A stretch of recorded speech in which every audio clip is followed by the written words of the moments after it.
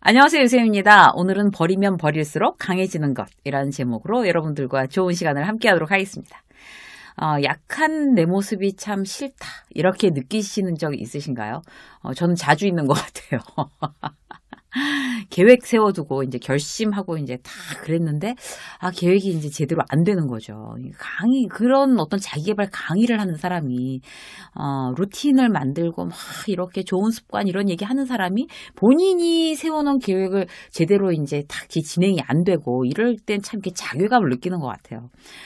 원하는 대로 이렇게 일이 착착착 이렇게 진행이 안 될 때 말이죠. 그래서 이제 꾸준한 자기 훈련은 쉬지 않고 계속 돼야 되는 것 같습니다.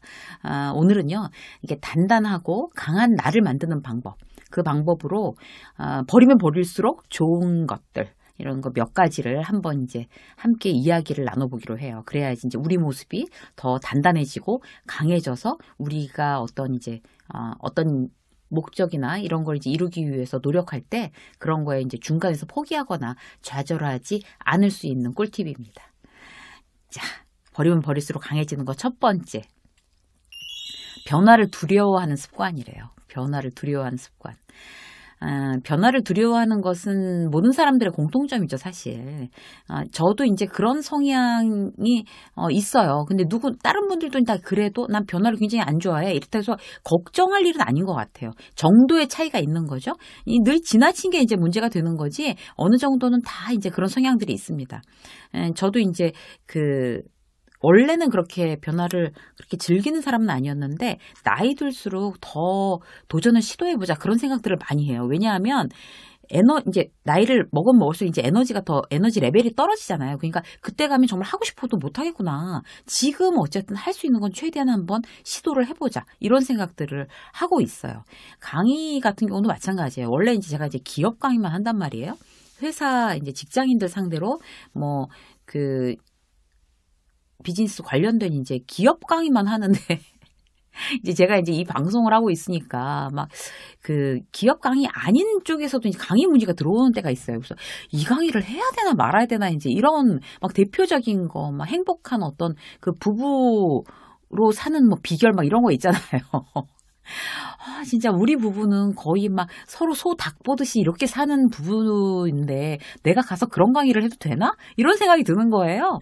그래도 이제 자 도전 딱 이렇게 해가지고 어쨌든 이제 굉장히 효율적인 어떤 정보를 이렇게 잘 녹여내서 전달한다. 이제 이런 심정으로 저도 이제 따로 공부를 하고 이렇구나. 이래서 이제 우리 부부 관계에도 좀 적용을 시켜보고 그러는 것도 일종의 저로서 이제 도전이에요.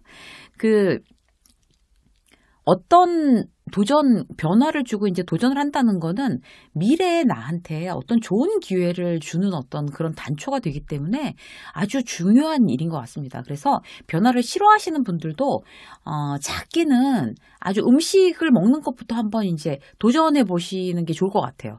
그러니까 뭐, 예를 들어서 안 먹어본 음식 먹으러 다니는 거죠. 세상에 먹을 게 얼마나 많은데 정말 나는 이렇게 먹는 것만 먹어. 이제 메뉴도 이제 이러시는 분들 계시잖아요.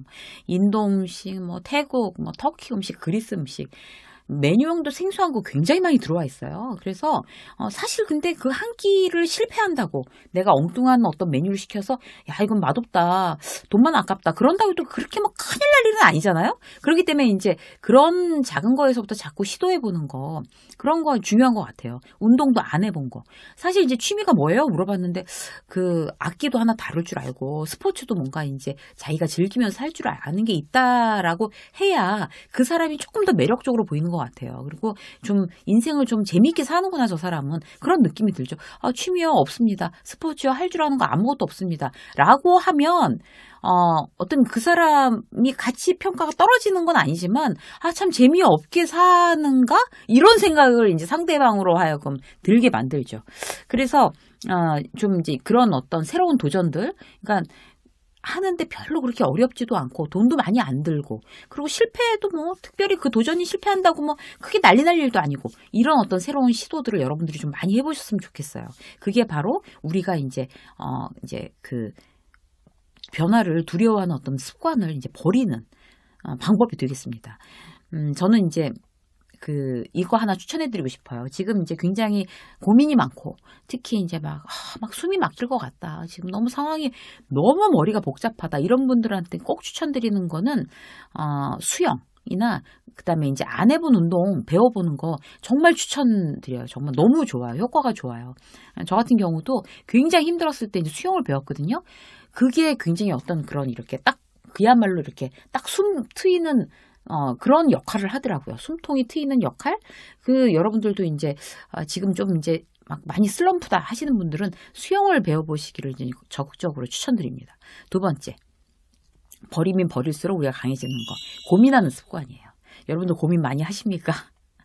걱정도 팔자다, 고민도 병이다, 뭐 이런 얘기 있잖아요, 우리. 고민 습관인 거 맞죠. 이제 고민을 할 때 스스로 이제 애써서 브레이크를 탁 내가 나 스스로한테 걸어주지 않으면 계속 생각이 꼬리를 물고 계속 하는 거죠. 막 하나 이제 고민 시작했는데 막 이어서 이런 경우들 많잖아요. 습관적으로 하면 이제, 고민을 습관적으로 할 건지 아니면 고민을 하다가 습관적으로 브레이크를 걸 건지 그건 자기의 선택의 문제예요. 자기가 선택하면 돼요. 예를 들어서 회사가 이제 굉장히 어려워졌어요. 코로나 때문에. 그래서 어떡하지? 지금 회사 너무 어려운데 그만두면 다음에 어떡하지? 계속 걱정하는 사람이 있어요. 아무래도 오래 다니기 힘들 것 같아. 지금 뭐 다른 데가 취직할 수도 없을 것 같은데 어떡하지? 이런 사람이 있고 회사가 어려운데 이게 조짐이 좀 심상치가 않다. 그럼 지금부터 뭔가 다음 단계를 기획해보자.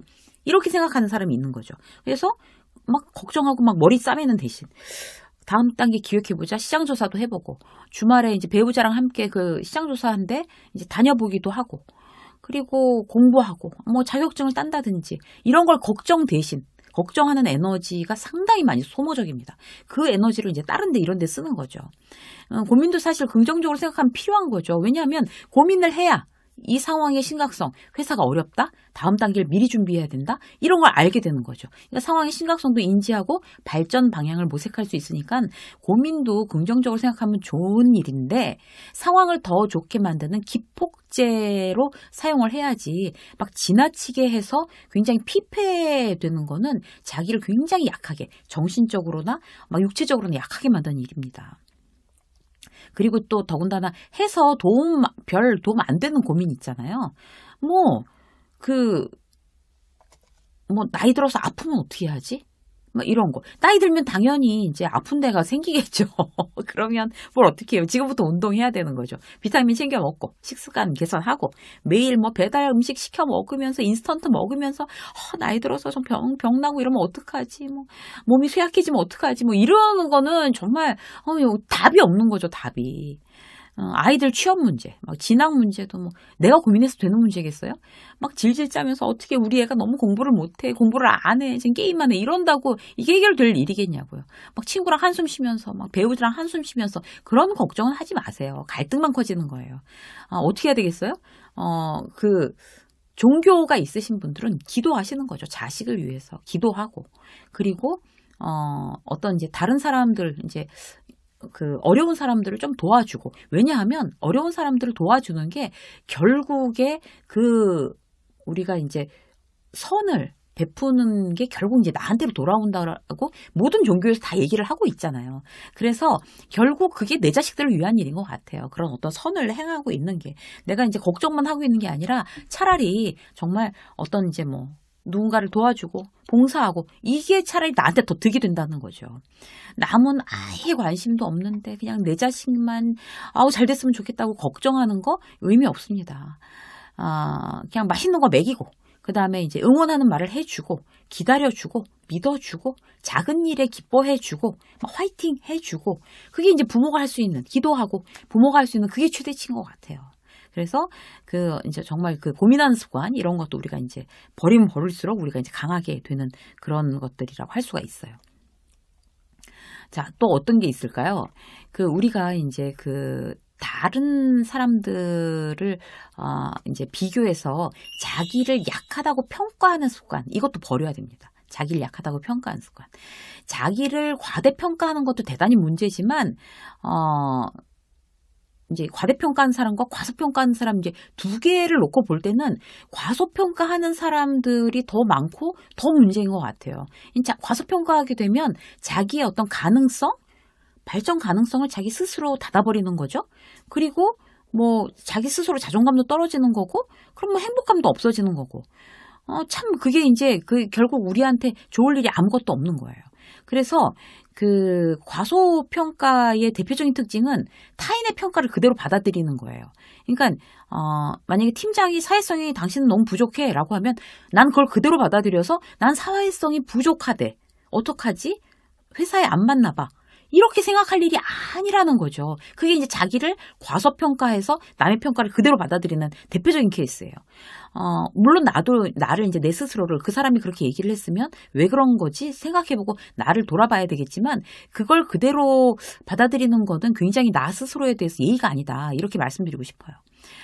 팀장이 굉장히 심각하게 생각해서 내 인생에 대해서 심각하게 생각하고 그렇게 얘기를 했을까요? 그렇지 않거든요. 대충 얘기한 걸 굉장히 심각하게 받아들이고 그대로 믿어버린다 그러면 이제 나로서는 이제 문제가 되는 거죠. 다른 사람과 비교해서 자기를 계속 낮춰보는 습관.